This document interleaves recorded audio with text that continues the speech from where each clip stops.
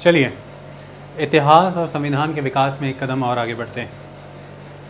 देखिए, हमने आपको फॉरेन पॉलिसी का लेक्चर स्टार्ट किया है और उस फॉरेन पॉलिसी के लेक्चर पार्ट 1 में हमने आपको बेहद खूबसूरती से समझाया प्रैक्टिकल एग्जांपल्स के साथ कि भाई क्यों foreign policy internal interest, national interest के लिए बहुत इंपॉर्टेंट होती है, क्यों हमें फॉरेन पॉलिसी के कॉन्टेक्स्ट में इंटरनेशनल लेवल पर अपनी प्रिंसिपल्स, अपनी आइडियोलॉजीज़ का एक इन्फ्लुएंस, एक इनेबलिंग एटमॉस्फेयर, एक receptive attitude of global community create करना पड़ता है ताकि हम अपनी उन फॉरेन पॉलिसी प्रिंसिपल्स को विश्व भर के तहत मान्यता दिलवा पाएँ, जिसके तहत जब विश्व उस सांचे में ढल जाएगा तब फिर एक माहौल बनेगा कि आपके सिद्धांतों के मुताबिक, जो कि मेजॉरली जनहित में ही होंगे, तभी उन्हें विश्व भर में अपनाया जाएगा। आपके सिद्धांतों के मुताबिक अब दुनिया आगे बढ़ रही है तो नेचुरली आपके नेशनल इंटरेस्ट उससे सर्व होंगे।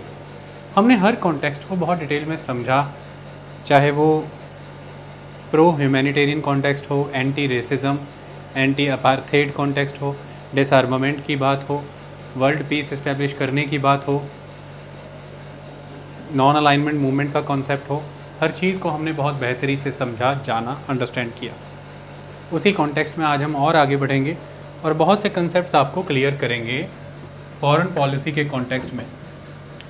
जब आप फॉरेन पॉलिसी के कॉन्टेक्स्ट में बात करते हैं तो आज के लेवल, आज के समय में आपके जो अंतर्राष्ट्रीय संबंध हैं, जो देश आज आपके साथ मित्रतापूर्ण व्यवहार कर रहे हैं या जिनके साथ आपके रिलेशन स्ट्रेस्ड हैं, उतने अच्छे नहीं हैं।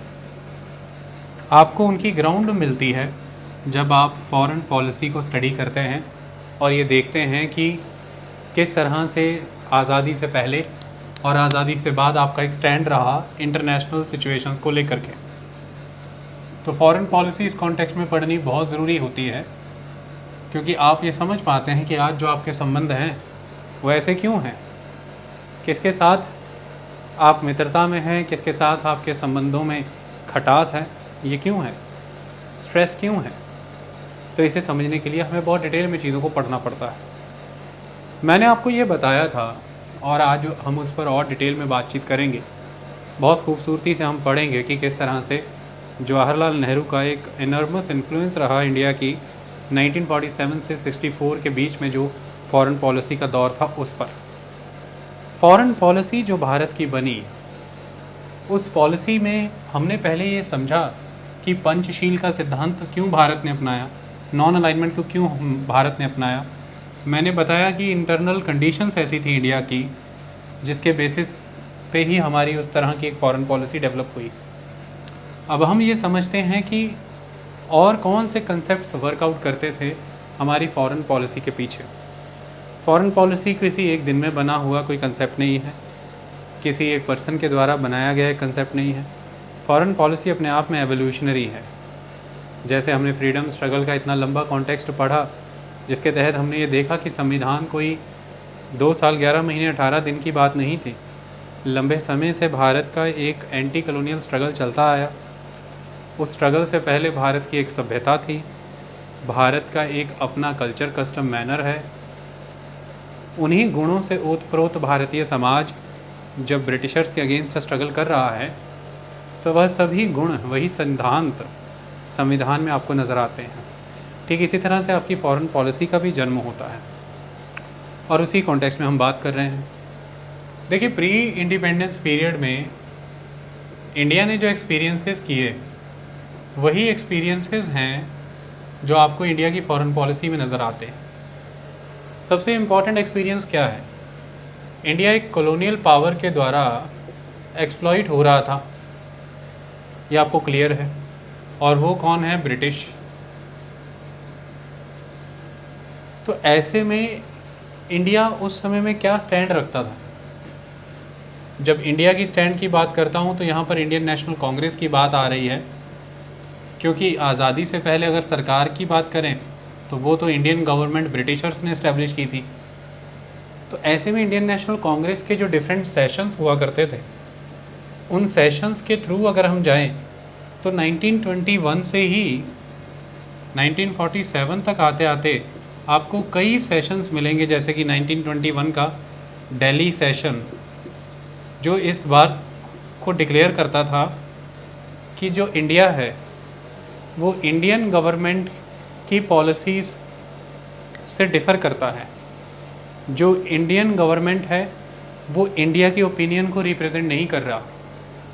यहाँ पर जब दिल्ली के इस सेशन में इंडियन गवर्नमेंट वर्ड यूज़ किया जा रहा है, तो नेचुरली ये इंडियन गवर्नमेंट वर्ड यूज़ किया जा रहा है जो उस समय में इंडिया में ब्रिटिशर्स की गवर्नमेंट थी। तो ये ब्रिटिशर्स के द्वारा इस्टेब्लिश्ड गवर्नमेंट की बात हो रही है, और जब बात इंडियन की हो रही है तो वो इंडियंस की है, जो भारत में लोग हैं, जो नेटिव हैं इंडिया के। और यहाँ पर इंडियन की एक्सप्रेशंस, इंडियन की फीलिंग को एक्सप्रेस करने का ज़िम्मा कांग्रेस खुद पे ले रही है, आईएनसी। तो इंडियन नेशनल कांग्रेस ये कह रही है अपनी दिल्ली सेशन के माध्यम से कि India Indian opinion British government की नीतियों को, यानी कि इंडियन गवर्नमेंट की नीतियों को सपोर्ट नहीं करता। तो इससे ये साफ प्रमाणित बताया जा रहा है, आज़ादी से पहले ही इंडियन नेशनल कांग्रेस ये इस्टेब्लिश कर चुकी थी कि इंडिया की अपनी एक सेपरेट आइडियोलॉजी है, सेपरेट फॉरेन रिलेशंस होंगे, सेपरेट फॉरेन पॉलिसी होगी। ये महत्वपूर्ण चीज़ है। और मैंने आपको बताया इंडिया आज़ादी से पहले ही विश्व भर में हो रही गतिविधियों में शामिल होता रहा। इंडिया का मतलब यहाँ पर Indian National Congress, Indian government नहीं, ब्रिटिशर्स के द्वारा स्थापित भारतीय सरकार की बात नहीं कर रहा हूँ। इनफैक्ट इंडियन नेशनल कांग्रेस यहाँ पर इंटरनेशनल प्रोसेस में जब इन्वॉल्व हो रही है तो उसमें इन्वॉल्वमेंट ही बहुत यूनिक है। वो क्या है? तो क्योंकि इंडिया खुद कॉलोनियलिज्म के हाथों सफ़र हो रहा था, इसलिए उस समय में जहाँ जहाँ पर भी वर्ल्ड लेवल पर कॉलोनियलिज्म था और जहाँ पर भी नेशनल मूवमेंट हो रही थी, उन नेशनल मूवमेंट को, उन नेशनल स्ट्रगल्स को इंडिया सपोर्ट कर रहा था। तो ये एक बहुत महत्वपूर्ण चीज़ है। इंडिया का समर्थन था नेशनल मूवमेंट्स को, नेशनल स्ट्रगल्स को। विश्व भर में जहाँ पर भी ये हो रही थी, भारत उसका समर्थन कर रहा था। यही कारण है कि इंडिया ने हमेशा कॉलोनियल, इम्पीरियलिस्ट टेंडेंसीज़ को कंडेम किया, निगेट किया। और इसीलिए अब आप देखते हैं कि 1930s के दौर में जितनी भी असर्टिव, एग्रेसिव, एक्सपेंशनिस्ट पॉलिसीज़ चली जाएंगी under the heading of the imperialism, उनको निगेट करता है इंडिया, उनको कंडेम करता है इंडिया। जैसे मैंने आपको बताया था जापान का अग्रेशन ऑन द चाइना। तो यहाँ चाइना के साथ क्यों है भारत? क्योंकि जापानीज़ मिलिट्री एक्सपेंशनिज्म के अगेंस्ट था इंडिया। जापान के द्वारा जो उस समय मिलिट्री एक्सपेंशनिज्म अपनाया गया, उसके अगेंस्ट था भारत। ये एक इम्पॉर्टेंट चीज़ है। तो इसलिए उस जापान का aggression on China India condemn कर रहा है, क्योंकि चाइना का यहाँ पर भारत साथ इसलिए दे रहा है क्योंकि भारत किसी भी तरह की असर्टिव, अग्रेसिव, एक्सपेंशनिस्ट पॉलिसी को मना करता है, क्योंकि इंडिया खुद उसके हाथों सफ़र हो रहा है। तो ये इंडिया के फॉरेन पॉलिसी स्टांस हैं जो आज़ादी के पहले ही स्थापित होते नज़र आ रहे हैं। ठीक इसी तरह से जब इटली, इथोपिया, 1930s की ही दौर की बात है, इटली जब इथोपिया के ऊपर इसी तरह का अग्रेशन, असर्टिव कैरेक्टर रखेगा और इथोपिया की नेशनल मूवमेंट को क्रश करने की कोशिश की जाएगी, तो इंडिया इटली को कंडेम करेगा और इथोपिया की सपोर्ट में आएगा। ये भी महत्वपूर्ण चीज़ है। तो इंडिया बेसिकली आइडियोलॉजीज़ के ख़िलाफ़ खड़ा, और वो आइडियोलॉजीज़ उस समय में अगर वेस्टर्न वर्ल्ड अपना रहा है या ईस्टर्न वर्ल्ड कोई भी अपना रहा है, इंडिया उसके अगेंस्ट है। ये है महत्वपूर्ण चीज़। इंडिया ब्रिटिशर्स के द्वारा इजिप्ट में की जा रही एग्रेसिव एक्टिविटीज़ को लेकर के इजिप्ट के सपोर्ट में था और ब्रिटेन के अगेंस्ट था। ये भी महत्वपूर्ण चीज़ है। तो कुल मिलाकर के इंडिया ने प्री इंडिपेंडेंस पीरियड में ही स्थापित कर दिया था कि जो अनुभव इंडिया ने किए हैं, जिससे इंडिया में फ्रीडम स्ट्रगल की शुरुआत हुई, इंडिया की नेशनल मूवमेंट है, उस तरह के अनुभव विश्व भर में कोई भी देश करेगा, कोई भी कम्युनिटी करेगी, और फिर उन अनुभवों के अगेंस्ट किसी तरह का नेशनल मूवमेंट या फ्रीडम स्ट्रगल की शुरुआत की जाएगी, इंडिया उसका समर्थन करेगा। ये इंपॉर्टेंट चीज़ है। India in assertive aggressive expansionist policies के अगेंस्ट था, इंडिया इंपीरियलिज्म के अगेंस्ट था, कॉलोनियलिज्म के अगेंस्ट था, और इन्हीं पॉलिसीज़ की वजह से होने वाली उस समय में जो आर्म्स रेस थी, हथियारों को लेकर के जो होड़ लगी रहती थी मुल्कों के बीच, जो सुपर पावर कॉन्टेस्ट हुआ करता था कि सुपर पावर बनना चाहती थी मुल्क, जो एक तरह की सुपर पावर राइवलरी से जन्म लेने वाली वॉर हुआ करती थी, डिफरेंट बैटल्स लड़ी जाती थी, इंडिया इनके अगेंस्ट था।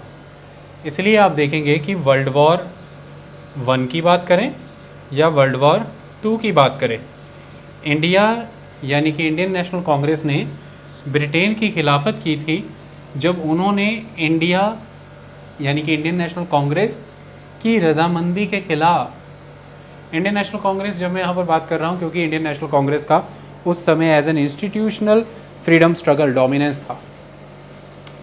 इंडियन नेशनल कांग्रेस के अलावा भी कुछ मेंबर उस समय की लेजिस्लेटिव असेंबलीज़ में इंडिया में हुआ करते थे, वो भी इसमें शामिल होते हैं। तो इंडिया से मैन मटीरियल मनी इनवॉलेंटरली जब मोबिलाइज़ किया ब्रिटेन ने, इंडिया ने वॉलेंटरली कंट्रीब्यूट नहीं किया, इनवॉलेंटरली जब मोबिलाइज़ किया, तो इंडिया ने वर्ल्ड वार 1 वर्ल्ड वार 2 में involuntary mobilisation of man material money के खिलाफ आवाज़ उठाई। ये इंडिया का स्टैंड ही था इंटरनेशनल सिनेरियो को लेकर के कि पीसफुल को एग्जिस्टेंस करना है, नॉन वायलेंस अपनाना है, फ्रेंडली रिलेशन अपनाना है, कॉमन ब्रदरहुड डेवलप करना है। ये एक महत्वपूर्ण चीज़ है। जब खलीफा को गद्दी से उतारा गया, तुर्की के खलीफा को, 1918 की कहानी है ब्रिटेन के द्वारा, तो इंडिया में उस समय में आप देखेंगे कि खिलाफत मूवमेंट होगी, गांधी जी का खिलाफत मूवमेंट को समर्थन मिलेगा तुर्की के खलीफा के सपोर्ट में। तो यहाँ पर भी इंडिया इंटरनेशनल लेवल पर जो कम्युनिटीज़ के रिलीजियस राइट हैं, सोशल राइट्स हैं, उनके लिए फ़ाइट कर रहा है, कम्युनल हार्मनी इस्टेब्लिश करने की कोशिश कर रहा है। तो इंडिया के एक्सपीरियंसेस से ही इंडिया की फॉरेन पॉलिसी शेप हुई, और एक्सपीरियंसेस से ही जन्म लेते हैं कंसेप्ट कि एक कॉमन ब्रदरहुड होना चाहिए, फ्रेंडलीनेस होनी चाहिए, फ्रेंडशिप होनी चाहिए, पीसफुल को एग्जिस्टेंस होना चाहिए, म्यूचुअल रिस्पेक्ट होनी चाहिए एक दूसरे के प्रति, कॉपरेशन होनी चाहिए, कंपटीशन नहीं होना चाहिए, वॉर नहीं होनी चाहिए, एनिमसिटी नहीं होनी चाहिए, आर्म्स रेस नहीं होनी चाहिए। ये नज़र आ रहा है। और किसी भी फॉर्म में expansionism, aggressive character, assertive character exist करता हो, उसको डिनाई करना है। जैसे 1930s की अगर हम बात करें तो 1930 में वेस्ट में जर्मनी में जब हिटलर के द्वारा जीनोसाइड करने की हरकतें शुरू हुई, जब हिटलर के द्वारा राइज़ हुआ हिटलर का, और पॉलिसीज़ वहाँ पर इस तरह की उत्पन्न होकर के आई जिसने एक ऑथोरिटेटिव स्टेट इस्टेब्लिश करने की कोशिश की, इंडिया ने उसको डिनाई किया। इसी तरह से इटली में जब मुसोलिनी के द्वारा ये करने की कोशिश हुई, इंडिया ने इस चीज़ को भी डिनाई किया। तो 1930s के दौर में नाजीवाद और फांसीवाद, नाजिज़म एंड फासिज़म को इंडिया ने अपोज़ किया। तो जहाँ एक तरफ India Britain, France, Dutch, Spain, America, इनकी एक्सपेंशनिस्ट पॉलिसीज़ को, इनके अग्रेसिव असर्टिव स्टांस को, जापान के मिलिट्री एक्सपेंशनिज़म को कंडेम कर रहा है, डिनाई कर रहा है, वहीं इंडिया जर्मनी, इटली के नाजिज़म, फैसिज़म को भी उस समय में कंडेम करता है, अपोज़ करता है, इनकी भी क्रिटिसिज्म करता है। ये एक इम्पॉर्टेंट चीज़ है। और आज़ादी से बहुत पहले से ही, इनफैक्ट गांधी जी के समय से anti apartheid movement Gandhi ji के द्वारा चलाई जा रही थी लंबे समय से अफ्रीका में, और उसी स्टांस को इंडिया मेंटेन रखता है। ये भी एक बहुत महत्वपूर्ण चीज़ है।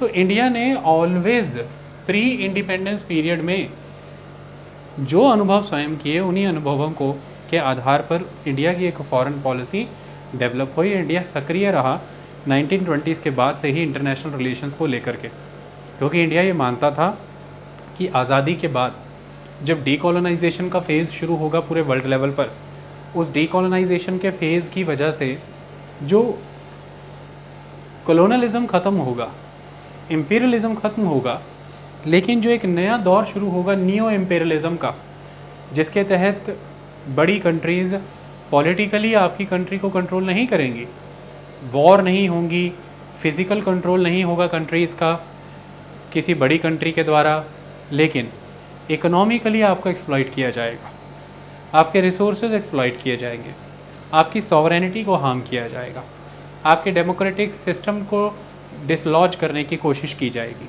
आपकी पॉलिटिकल स्टेबिलिटी हार्म करने की कोशिश की जाएगी। इस तरह के इस नियो इम्पीरियलिज्म के दौर से विश्व भर को मुक्त रखना चाहता था भारत। इसलिए भारत आज़ादी से बहुत पहले ही ये प्रयास कर रहा था कि अंतर्राष्ट्रीय स्तर पर एक माहौल ऐसा बने जिसमें आपसी सौहार्द हो, एक टॉलरेंस की भावना हो, एक प्लूरलिज्म का सिस्टम हो, सेकुलरिस्ट कंसेप्ट अपनाए जाएं और पीस एंड प्रॉस्पेरिटी को हमेशा फोकस पे रखा जाए। इंडिया इसी कॉन्टेक्स्ट के साथ चल रहा था और 1920 से लेकर के 1947 तक ये सब किया गया।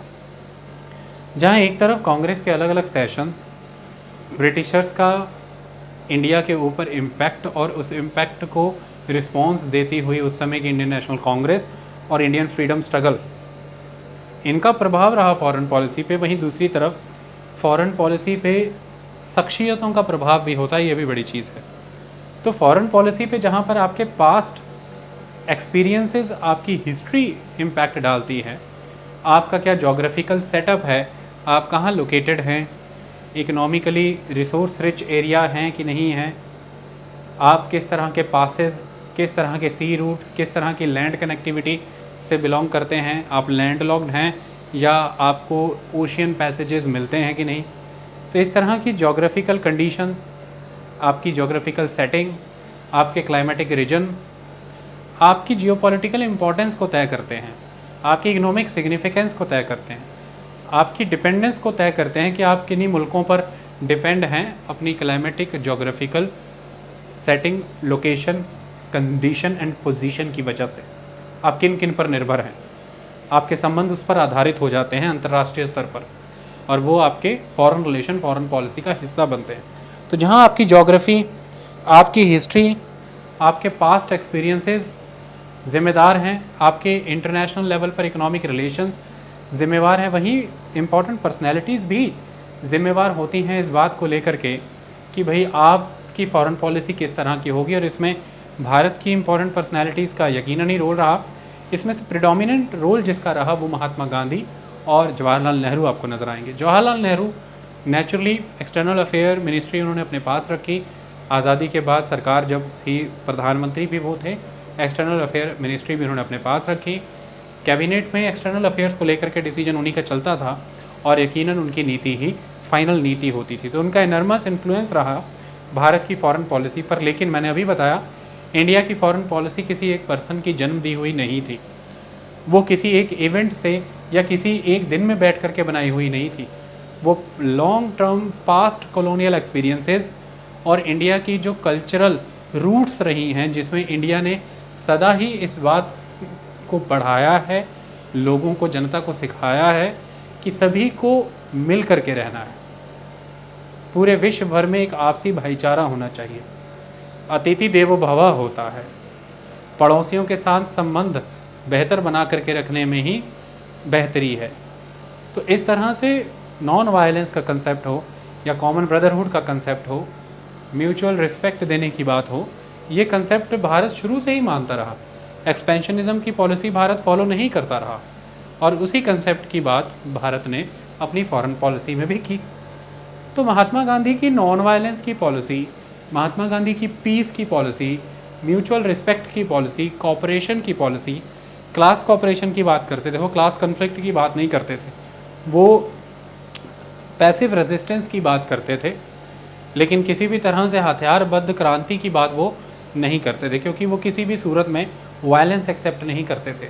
यही नीतियाँ आपको नज़र आएंगी हमारी फॉरेन पॉलिसी में भी, हमारे पंचशील सिद्धांतों में यही नज़र आएगा, मैंने आपको पढ़ाया भी। और महात्मा गांधी से बड़े स्तर पर प्रभावित जवाहरलाल नेहरू थे, तो जवाहरलाल नेहरू की भी आइडियोलॉजी आपको नज़र आएगी इसी चीज़ में। जवाहरलाल नेहरू को लेकर के बहुत से एनालिसिस होते हैं। ये कहा जाता है कि वेस्टर्न एजुकेशन रही उनकी, वेस्टर्न आइडियोलॉजी से काफ़ी प्रभावित रहे, और ये सच भी है। जवाहरलाल नेहरू वेस्टर्न लिबरलिज्म से बहुत प्रभावित थे। पाश्चात्य उदारवाद संस्थाएं, उन नीतियों और वेस्टर्न लिबरल थॉट्स का उन पर इन्फ्लुएंस काफ़ी था। Western science and technology, western civil rights, western democracy, western political system जो कि उदारवाद की तरफ लेकर के जाए, वो उन्हें बेहतर पसंद था। लेकिन वहीं दूसरी तरफ जवाहरलाल नेहरू रशिया के हुए एक्सपेरिमेंट से, रशियन सोशलिज्म से, रशियन नेशनलाइजेशन, 5 ईयर प्लानिंग, तो रशियन इकोनॉमिक सिस्टम से भी बहुत प्रभावित थे। इसलिए ये कहा जाता है कि जवाहरलाल नेहरू ना तो पूरी तरह से वेस्टर्न थॉट, वेस्टर्न आइडियोलॉजीज़ से प्रभावित थे, ना पूरी तरह से सोशलिस्ट या फिर ईस्टर्न आइडियोलॉजी से। जवाहरलाल नेहरू के ऊपर ना तो वेस्टर्न आइडियोलॉजी का प्रभाव था, ना ईस्टर्न, ना ब्रिटेन का प्रभाव था, ना रशिया का, ना अमेरिका का। सही मायने में जवाहरलाल नेहरू ने एक मिश्रण इस्तेमाल किया, कॉम्बिनेशन। तो इसलिए कहा जाता है कि जवाहरलाल नेहरू जो प्रभावित थे वो H.J. लास्की से प्रभावित थे। जवाहरलाल नेहरू की जब नॉन अलाइनमेंट मूवमेंट की बात करते हैं तो यहाँ पर H.J. लास्की बहुत इंपॉर्टेंट पर्सन है। ये एक सिंथेसिस की बात करते थे, ये बात करते थे वेस्टर्न लिबरलिज्म एंड मार्क्सिज्म के बीच में एक बैलेंस इस्टेब्लिश होना चाहिए, एक सिंथेसिस होना चाहिए। जवाहरलाल नेहरू का नॉन अलाइनमेंट मूवमेंट, पंचशील सिद्धांत भी लगभग इसी से प्रभावित थे, जिसमें वो वेस्टर्न लिबरलिज्म को भी स्वीकार करते थे और इकोनॉमिक नेशनलाइजेशन को भी वो स्वीकार करते थे, जिसमें वो ये मानते थे कि जनता की हिस्सेदारी होनी चाहिए, क्लासलेस सोसाइटी होनी चाहिए, रिसोर्सेज में हर किसी का अधिकार होना चाहिए, मीन्स ऑफ प्रोडक्शन जो हैं वो जनता के कंट्रोल में होने चाहिए, वो ये मानते थे। वहीं दूसरी तरफ वो ये भी मानते थे कि एक स्तर तक प्राइवेट प्रॉपर्टी होनी चाहिए, मेरिट को आगे आने का मौका मिलना चाहिए, सभी को अपने राइट्स एग्जीक्यूट करने की फ्रीडम होनी चाहिए। तो वो वेस्टर्न लिबरल थॉट्स को भी सपोर्ट करते थे। तो इस तरह से इन दोनों के बीच का एक मिश्रण जवाहरलाल नेहरू अपनाते थे और वो उनकी नॉन अलाइनमेंट मूवमेंट में नज़र भी आता है। तो जवाहरलाल नेहरू का भी एक बहुत बड़ा प्रभाव नज़र आता है आपके देश की फॉरेन पॉलिसी पर, इन शख्सियतों से प्रभावित नज़र आता है। जवाहरलाल नेहरू ही थे जिनके प्रयासों से उस समय में इंडियन नेशनल कांग्रेस ने एज अ पार्टी 1936 में अपना फॉरेन अफेयर डिपार्टमेंट ओपन किया। एज एन गवर्नमेंट तो ये हो ही नहीं सकता था, क्योंकि उस समय इनकी सरकार तो थी ही नहीं, वो तो ब्रिटिशर्स की गवर्नमेंट थी और वो अलाउ नहीं करते। लेकिन एक पार्टी के तौर पर इन्होंने अपना फॉरेन अफेयर्स डिपार्टमेंट ओपन किया, ये बहुत बड़ी बात है और ये उस समय में हुआ था।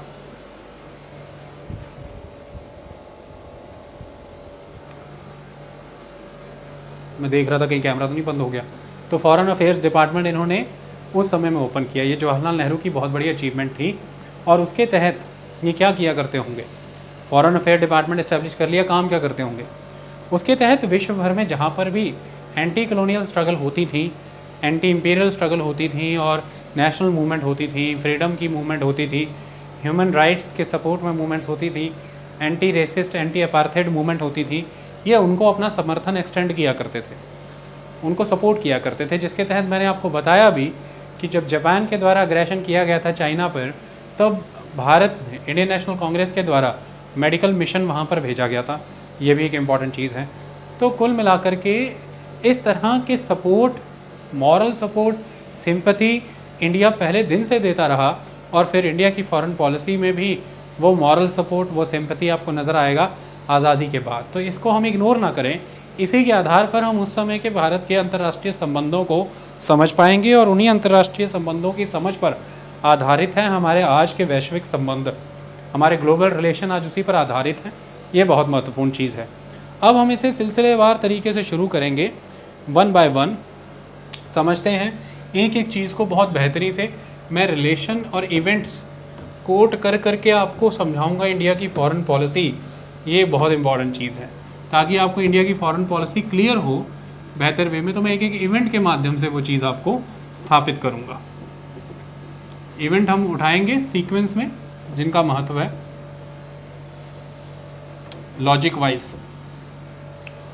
हमें पंचशील स्थापित करना है, नॉन अलाइनमेंट मूवमेंट का कंसेप्ट स्थापित करना है। इवेंट के माध्यम से मैं जस्टिफाई करूंगा इंडिया की फॉरेन पॉलिसी, तो आपको बेहतर क्लियर होगी।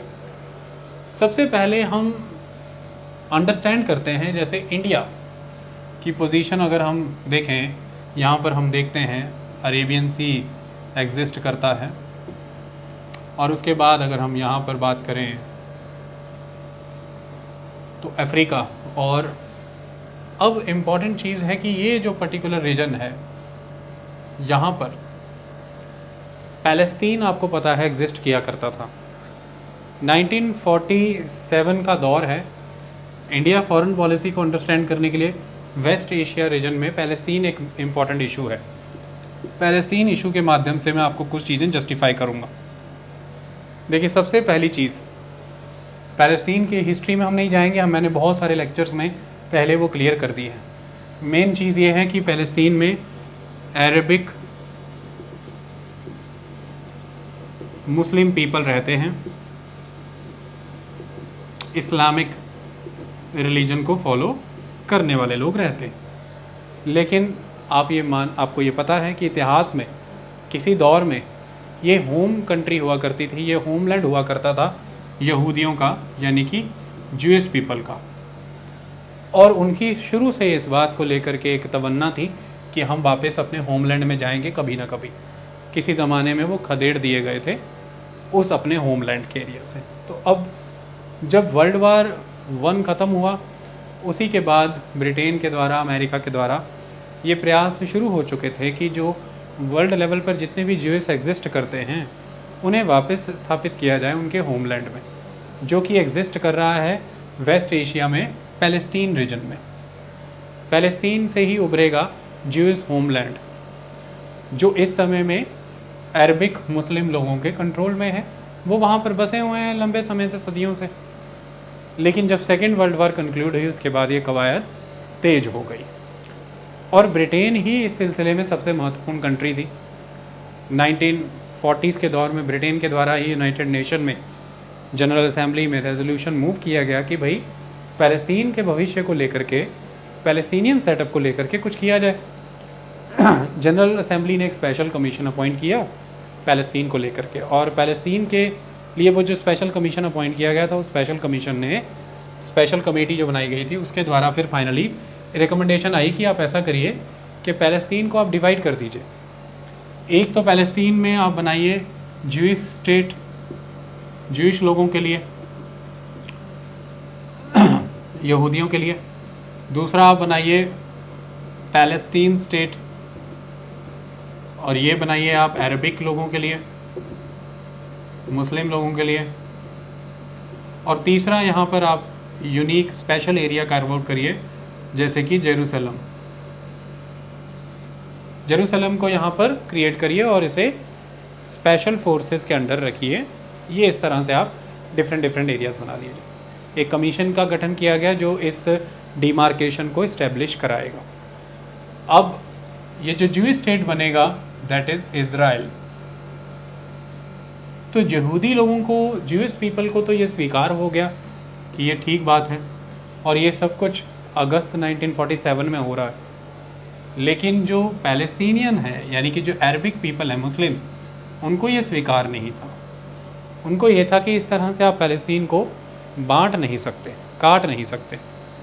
अब यहाँ पर सवाल ये आता है कि इंडिया 1947 15 अगस्त को इंडिपेंडेंट हो चुका है, और उसी दौर में सेम टाइम पर ही ये पैलेस्तीन का इशू भी यूनाइटेड नेशन में है। तो जवाहरलाल नेहरू यहाँ पर being Indian prime minister and external affair minister ये मानते थे कि इंडिया की पॉलिसी इंडिपेंडेंट होनी चाहिए, इंडिया की फॉरेन पॉलिसी इंडिपेंडेंट होनी चाहिए। इंडिया इंडिपेंडेंस अचीव कर चुका है इंटरनली, लेकिन इंडिया फॉरेन अफेयर्स में, मेरी लाइन ध्यान से सुनिए, फॉरेन अफेयर्स में इंडिपेंडेंट होना चाहिए। अंतर्राष्ट्रीय क्रियाकलापों में भी भारत की इंडिपेंडेंस नज़र आनी चाहिए। और ऐसे में 1945 की इस कोल्ड वार ब्लॉक पॉलिटिक्स में ना तो हम यूएसए ब्लॉक के साथ हैं, ना यूएसएसआर ब्लॉक के साथ, क्योंकि किसी भी एक ब्लॉक के साथ जाएंगे तो एक सैटेलाइट स्टेट की तरह बन के रह जाएंगे। उनके द्वारा दी गई कमांड्स को ही हमें फॉलो करना होगा। हमारी अपनी इंडिविजुअल डिसीजन मेकिंग नहीं होगी, हम उनके द्वारा दी गई रीजनिंग्स लॉजिक्स को फॉलो करेंगे, हम प्रेजुडिसेस से ग्रस्त हो जाएंगे, अपनी इंडिपेंडेंट सोच नहीं रख पाएंगे, मेरिट के बेसिस पर डिसीजन नहीं ले पाएंगे, अनबायस्ड नॉन प्रेजुडिस्ड नहीं रह पाएंगे। इसलिए हमें किसी ब्लॉक के साथ नहीं जाना। ये भी एक तरह के ख़ास तरह का नया इम्पीरियलिज़म ही हो जाएगा कि हम आज़ाद होकर के भी फिर से बंदिश में आ जाएंगे और वो किसी न किसी ब्लॉक के अधीन आने जैसा होगा, ये नहीं। तो ऐसे में इंडिया ने डिसाइड किया था नॉन अलाइनमेंट रखना, किसी भी ब्लॉक के साथ अलाइन नहीं होना, यह है नॉन अलाइनमेंट। और इस नॉन अलाइनमेंट का उद्देश्य है इंडिपेंडेंस, फॉरेन अफेयर्स में इंडिया की independence, merit based non prejudiced unbiased decision लेना अंतर्राष्ट्रीय मुद्दों के विषय में।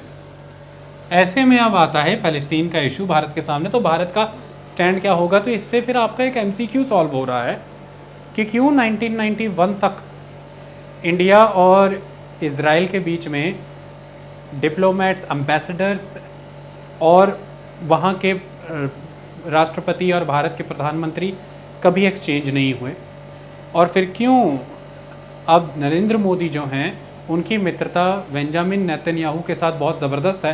वो क्या मैसेज देता है, उसका क्या मैसेज जाता है कि क्यों मुस्लिम समाज इस चीज़ को बड़ा प्रोटेस्ट करता है, आप देखेंगे कभी भी तो ये आपको समझ आएगा। देखिए, इतिहास को जिसने पढ़ा है, जिसने उन इवेंट्स को बेहतर समझा है, वो वर्तमान को और भविष्य को बेहतर देख सकता है। तो ऐसे में अब मैं आपको बता दूं कि इंडिया ने इज़राइल के बनने की खिलाफत की। इंडिया ने इज़राइल के बनने की खिलाफत की। किस तरह से खिलाफत की? 1938 में हरिजन में महात्मा गांधी लिखते हैं कि ज्यूइश पीपल को उनका घर मिले, मैं इस बात से बहुत खुश हूँ, मैं इस बात का समर्थक हूँ, लेकिन मैं इस बात का विरोधी हूँ, इस बात का मैं खिलाफत करता हूँ कि ये कैसी एक मुहिम है, ये कैसी ज़िद है कि हम सबको अपने ओरिजिनल होमलैंड ही चाहिए। क्यों नहीं ज्यूइश पीपल जिस भी किसी देश में जन्मे या जिस भी किसी देश में उनकी लाइवलीहुड है, जहाँ पर भी वो पल रहे हैं, उसी को अपना देश मान लें जैसे बाकी लोग मान लेते हैं। विश्व भर में इस धरती पर लोग जहाँ जन्म लेते हैं, जहाँ कमाते खाते हैं, उसको अपना देश मानते हैं और वो वहाँ के हो जाते हैं। ज्यूइश पीपल इतने लंबे समय से, हज़ारों साल बीत गए, यही ड्रीम क्यों लेकर के चल रहे हैं कि उन्हें उसी लैंड, पीस ऑफ लैंड पे जाना है। वो जहाँ जन्मे, वहाँ नेचुरलाइज हो गए हैं, वो वहीं रह सकते हैं, ऐसा गांधी का मानना था।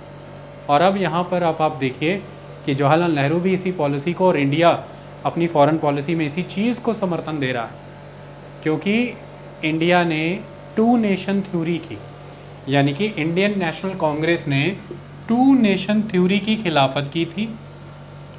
जिस टू नेशन थ्योरी का समर्थन जिन्ना करते थे, जिसमें वो रिलीजन के बेसिस पर दो कंट्रीज चाहते थे, पाकिस्तान और इंडिया,